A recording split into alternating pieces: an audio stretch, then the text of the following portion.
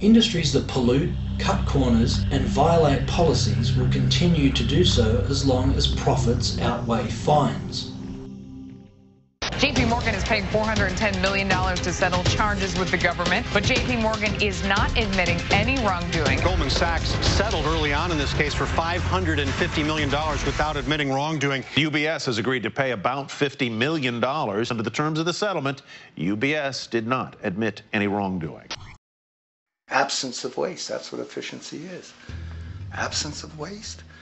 This system is more wasteful than all the other existing systems in the history of the planet.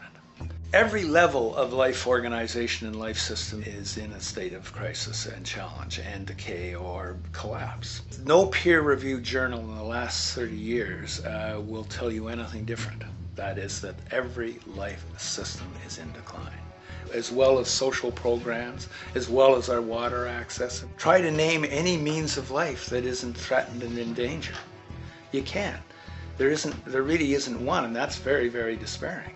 We all need to become aware that the actions of certain people are against the betterment of humanity. Banking cartel families, owners of corporations, politicians, and those connected with these people have damaged our Earth for hundreds of years.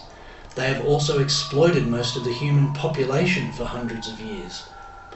The only viable solution we have to fix all of the current and past damage that has been perpetrated by these people is to move away from the core system by which they control us.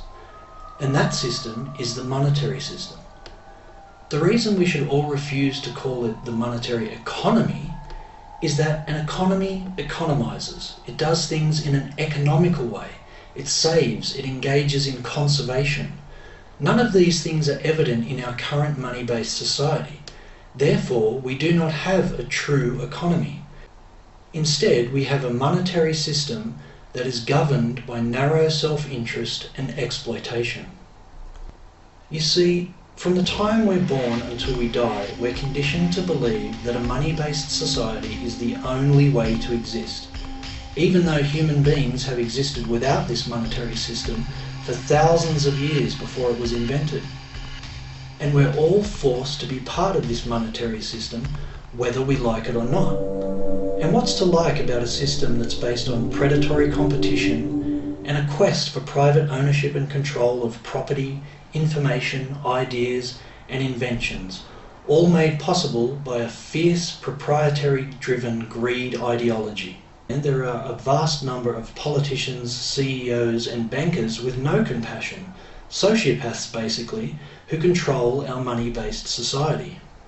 And the only way we can overcome these evildoers and their monetary system is by the implementation of a resource-based economy. Such a transition would be difficult but not impossible. So what is a resource-based economy? It's a self-sustaining, self-sufficient, true economy that declares all the world's resources as common heritage to all the world's people. In this system, no human being will need to sell their labour to the lowest bidder, like they do today, to receive minimum wage. No human being will need to submit to any form of servitude whatsoever. I know we can build a far better world without war, without most crimes, without the need for prisons, and without the need for money. We can surpass that. We have the technical ability to make things available to everyone. All the wonders of technology have no meaning at all unless it enhances the lives of everyone.